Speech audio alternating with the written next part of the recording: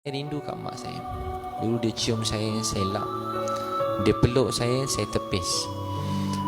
Dia cakap sayang kat saya tak sayang kat mak tak, saya angguk-angguk. Saya fikir kenapalah saya tak cakap balik, mak, Ebit sayang kat mak. Mak, I love you too. Tak susah pun, tapi saya tak jawab. Dia kalau saya berdakwah, dia berdoa. Saya periksa, dia puasa, dia sembahyang hajat. Saya rindu mak saya sayangkan dia. Tapi dia tahu tak hari tu apa dia. Saya nampak mak saya sakit, saya nak balik. Mak saya call, Ebit kalau balik anak derhaka, mak tak maafkan Ebit. Mak, kenapa cakap macam tu? Mak saya kata, nak, dulu kita sesat, ada orang sayang kita. Sekarang giliran kita untuk sayang orang lain. Mak, letak pipi mak kat telefon, Ebit nak cium. Mak, letak tangan mak kat telefon, Ebit nak cium. Saya teringin kalau mak saya di depan saya nak peluk dia, saya nak cium dia. Saya tiba-tiba rindu dia. Saya teringat mata mak saya ada kesan kat ujung ni, dah menua, ada kedut-kedut sikit. Saya nampak kat pipi mak saya ada kesan-kesan sikit, kesan menua. Saya rindu pipi mak saya nak cium dia. Saya rindu tangan dia yang berurat yang besarkan saya. Penat tangan tu besarkan saya. Saya nak cium tangan tu. Ebit, kenapalah Ebit dah lama tak urut mak, Ebit dah lama tak pegang kaki mak. Mak, Ebit minta maaf mak. Mak, Ebit kenapa tak sayang, tak betul-betul hargai mak, Ebit sayangkan mak. Saya teruskan dakwah saya. Setiap malam biasa saya berdakwah, saya doa hidayat.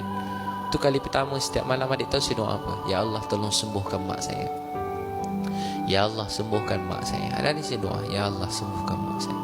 Tidur sekejap saya terjaga. Saya tak tidur doa, Ya Allah, sembuhkan mak saya. Ya Allah, sembuhkan mak saya. Ya Allah, sembuhkan mak saya. Ya Allah, sembuhkan mak saya. Saya berdakwah. Satu hari ni saya letak kertas meja. Ustaz kena pergi hospital sekarang. Saya mak ustaz kritikal. Saya sampai ke hospital dia, mak saya dah terbaring, penuh wayar kat sebelah dia. Saya rasa macam nak bersandar, nak duduk kat dinding, nak bersandar. Baru saya sedar, pendakwah tu sebenarnya bukan saya. Tahu tak siapa sebenarnya pendakwah? Mak saya. Saya rasa saya penat berdakwah, tapi tahu tak siapa yang lagi penat? Mak saya. Saya memang nak mak saya bangun. Sampai saya kata, Ya Allah, kalau ada pahala untuk apa saya buat semenjak kecil, bangunkanlah mak saya. Lepas saya doa, mak saya meninggal dunia. Saya rasa terus macam tak boleh nak bangun. Saya jatuh kat bawah macam tak boleh nak bangun.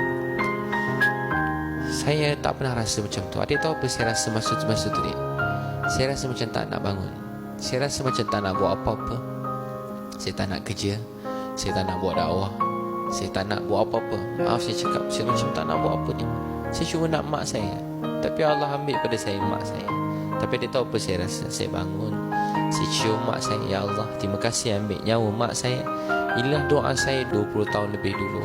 Saya nak mak saya meninggal dengan Islam, sayang Nabi Muhammad, sayang usaha dakwah yang saya buat. Dan dia sangat sayang apa yang saya buat. Saya cium-cium mak saya daripada tangan, kaki saya mandikan dia. Adik kan nanti kalau mak meninggal, ayah meninggal, saya doa mak awak sihat. Tapi kalau dia meninggal nanti dik, awak mandikan jenazah dia, pegang jenazah dia. Mandikan mak. Saya mandikan mak saya. Saya nampak mak saya senyum. Abang saya kata, Ibu mak senyum.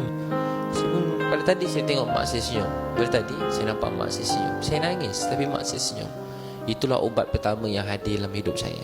Senyuman mak saya. Itu yang saya gembira sangat bila tengok mak saya meninggal dunia di tengah senyum. Perasaan saya ke apa, tapi saya nampak mak saya senyum. Saya nangis tak berhenti. Saya terlelap dia sebab balik kampung bawa jenazah tu jauh. Saya letak dalam bilik sekejap dia. Saya terlelap sekejap je. Saya bangun-bangun terus saya keluar. Dia tahu apa saya buat?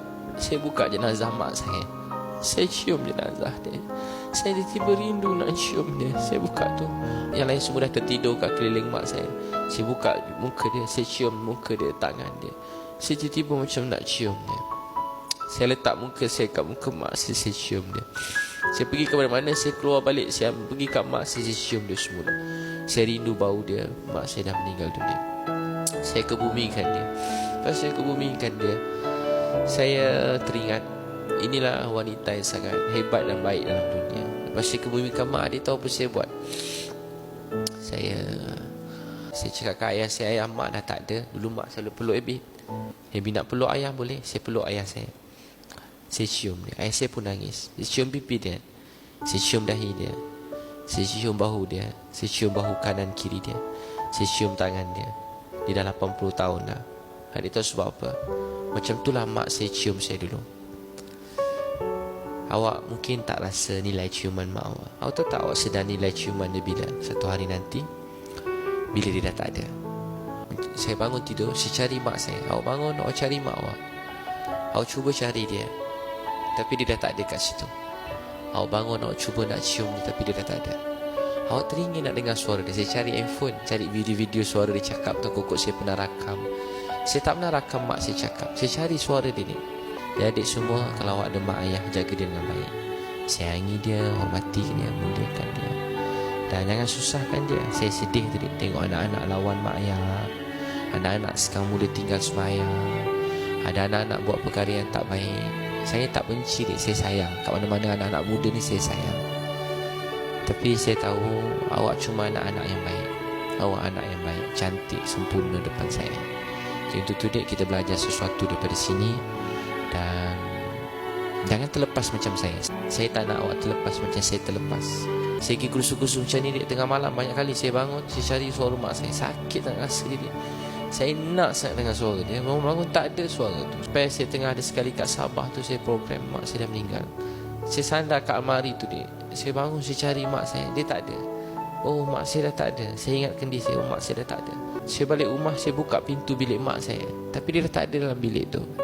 Saya bangun, saya cari, tapi dia dah tak ada. Saya kau balik kampung, sebelum saya balik rumah, dia tahu mana saya pergi. Saya pergi kubur mak saya.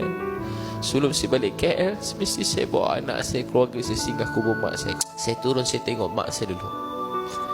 Sebab dia punya kata-kata, awak jumpa saya sekarang tahu sebab apa?